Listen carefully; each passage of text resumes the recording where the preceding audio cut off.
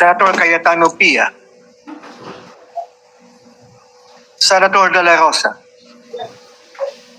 Senator Ejercito, Senator Escudero, Senator Estrada, Senator Gatchalian, Senator Go, Senator Ontiveros. You're recognized. Senator Ontiveros recognized. Salamat po, Mr. President.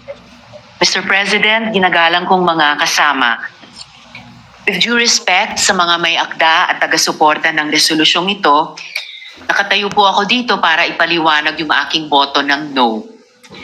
Una po, sang-ayon ako na ang humanitarian considerations ay esensyal na bahagi ng hustisya. At tama ang dapat makonsern tayo sa general welfare at dignidad ng lahat ng mga Pilipinong nasa ibang bansa, ng lahat ng ating mga nakatatanda, at ng lahat ng mga persons deprived of liberty. Pero Mr. President, hindi tayo nagdi-deal sa sufficient facts. Wala pong indikasyon na ang ICC ay nagpapabaya sa pagbantay sa kalusugan at kagalingan ng mga taong nasa kustodiya nila.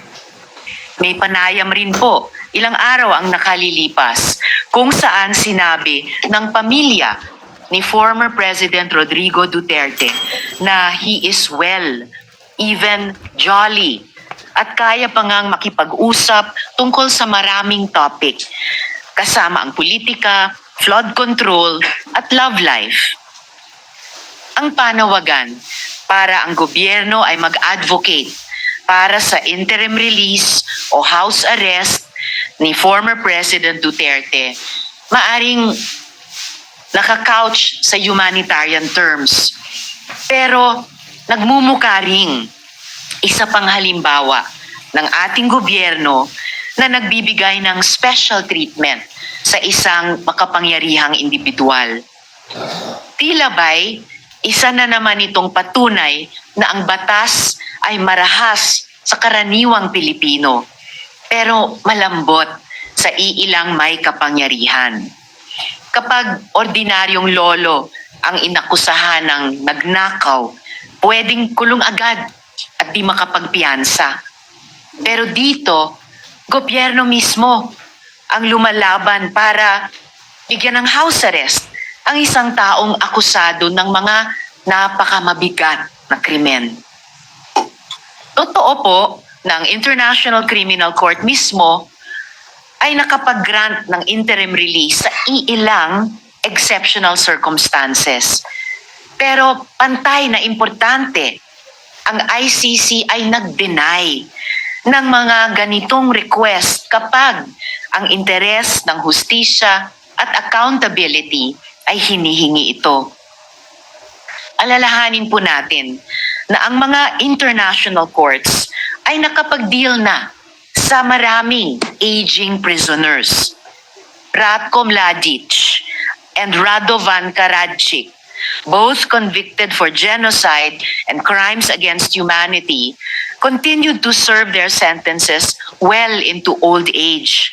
And in fact, just this year, Mr. Mladic asked to be released on humanitarian grounds, claiming that he only had a few months to live. The court still denied him, ruling that his medical condition did not meet the threshold of an acute terminal illness that would justify release. Their continued detention was not seen as inhumane because their crimes were too grave, too devastating to entire communities. Totoo naman, si dating Presidente Duterte ay hindi convicted. He stands accused pa lamang. Pero kahit sa kaso ng mga accused persons, nagpakita ang ICC ng pag-iingat.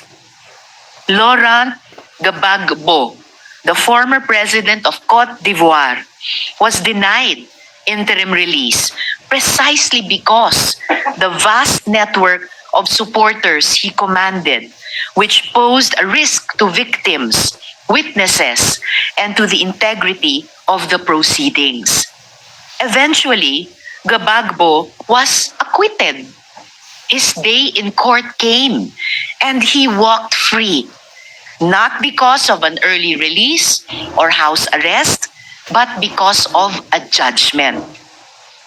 Si dating Presidente Duterte din ay pwede pang umasa sa ganoon.